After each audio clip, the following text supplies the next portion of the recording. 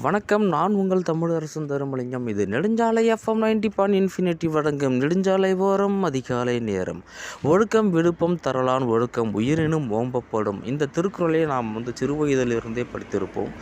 இந்த ஒழுக்கம் அப்படின்ற விஷயம் என்னன்னா, நம்முடைய அறிவையும் நம்முடைய அனுபவத்தையும் மட்டுமே வைத்து செயல்படாமல் வாழாமல், இன்னொருவரின் அனுபவத்தையும் அவருடைய அறிவையும் வைத்து நம்முடைய அனுபவத்தையும் பொருத்தி பார்த்து வாழ்வதற்கான ஒரு வாழும் முறை தான் ஒழுக்கமான வாழ்க்கை முறை. இப்போ நெருப்பில் கையை வச்சா சுடும் அப்படின்றது இன்னொருத்தருடைய அனுபவமாக இருக்கும். அவர் நம்மக்கிட்ட நெருப்பில் கையை வச்சா சுடுன்னு சொல்லுவார். நாம் என்ன பண்ணுவோம், உங்களுக்கு சுட்டுச்சு, அது எனக்கு சுடுமா என்னன்றது தெரியல, நான் உங்களை விட கொஞ்சம் பவர்ஃபுல்லான ஆளியா அப்படின்னு சொல்லிட்டு நம்ம என்ன பண்ணுவோம், அந்த நெருப்பில் போய் கை வச்சு பார்ப்போம். ஆனால் அது நம்மளையும் சுட தான் செய்யும்.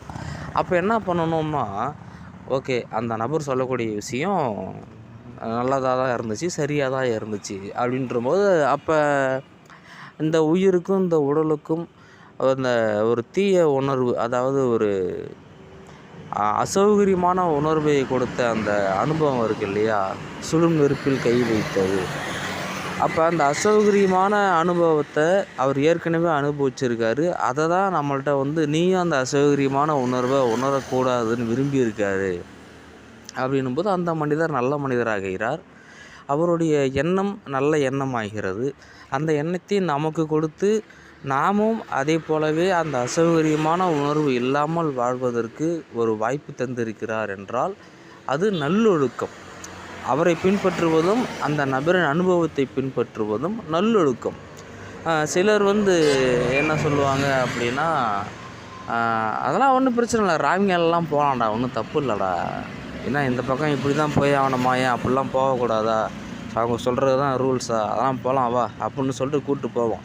போயிட்டு வரப்போ திடீர்னு ஏதாவது ஒன்று நமக்கு ஒரு அசம்பாவிதம் நடந்துருச்சுன்னா, அப்போ அது ஒரு அசௌகரியமான உணர்வு இல்லையா. அப்போ அந்த அசௌகரியமான அனுபவத்தை கொடுத்த அந்த நபருடைய எண்ணமும் அந்த நபருடைய அனுபவமும் தவறாக இருக்கிறது என்றால் அது தீயொழுக்கம்.